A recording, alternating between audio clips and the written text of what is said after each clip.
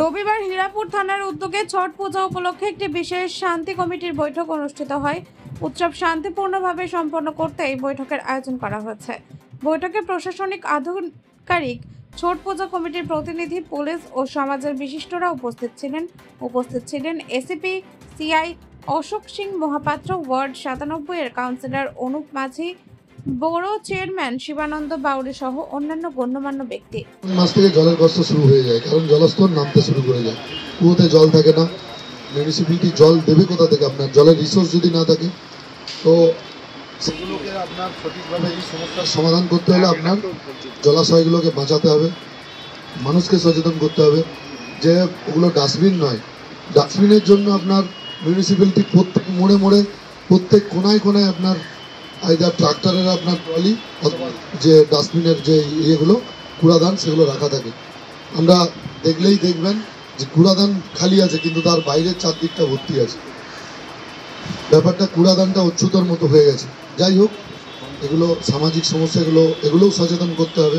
এইসব মিটিংয়ের মাধ্যমে এইসব কথা উঠলে আসলে সেগুলো কিন্তু সমাজের আপনার ভালো দিকের জন্য এগুলো হওয়া।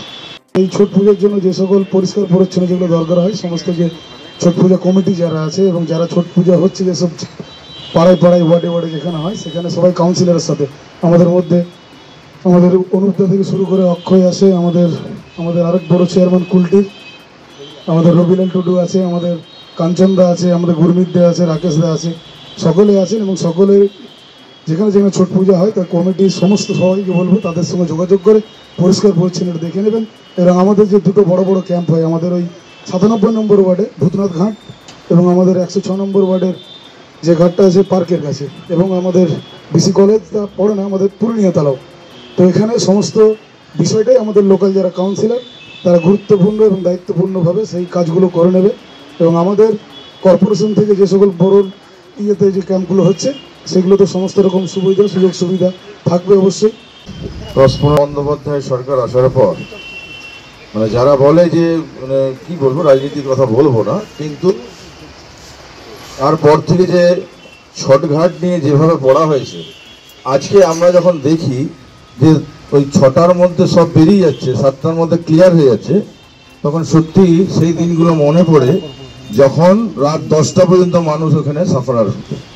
এইটা আমাদের প্রশাসন, হীরাপুর থানা, আমাদের সমস্ত ধরনের প্রশাসন, কর্পোরেশন থেকে শুরু করে আমাদের অন্যান্য অনেক দপ্তরের সঙ্গে যুক্ত আছে, যেগুলো সরকারি দপ্তর, সেগুলো প্রত্যেকটাকে আমরা আজকের এই মিটিং থেকে ধন্যবাদ জানাচ্ছি। পুজোর পরের দিন আমাদের খিচুড়ি প্রসাদ হয়, আপনাদেরকে এই মঞ্চ থেকে ইনভাইট করলাম।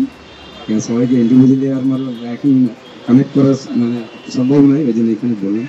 আর স্যার, এখানে যে মিটিংয়ে সব বার্তাগুলোই রাখা হয়েছে, মিটিংও অনেক লেন্দি হয়ে গেছে। আমরা শুধু 2-3টা পার্ট অ্যাড করব। কোনো রকমই কোনো বাচ্চা বা কেউ উপরে না উঠে, এগুলো দেখা গেছে যে ওই সেলফি নেওয়ার জন্য এবং মানে আজকাল যে ওই সোশ্যাল মিডিয়ার যে এফেক্ট ফটো রিল বানানোর জন্য, এতে কিন্তু মানে দুর্ঘটনার চান্স থাকে। তো এটা যেন না হয় আপনারা একটু প্রচার করুন। আর এটা ওই লেভেল ক্রসিং গেটের মধ্যে আমাদের ওসি ট্রাফিক মহাশয় উনি বলেই দিয়েছেন যে বাসের উপরে কোনো রকম যেন ইয়ে না থাকে, মানে কোনো হাইট গেজের ব্যাপার থাকে, দুর্ঘটনা করার সম্ভাবনা থাকে। আর অনেকে আবার ডেকোরেশন করে, এটা আমার প্রথম এখানে আমি শর্টকাট অ্যাটেন্ড করবো এই বানপুর দামোদর নদীতে। তো যাই হোক, আপনারা সবই মানে অনুভব আছে, আমরা মানে অবগত হলাম এবং শুনেওছি যেগুলো ব্যবস্থা আমাদের করতে হবে সেগুলো আমরা করবো।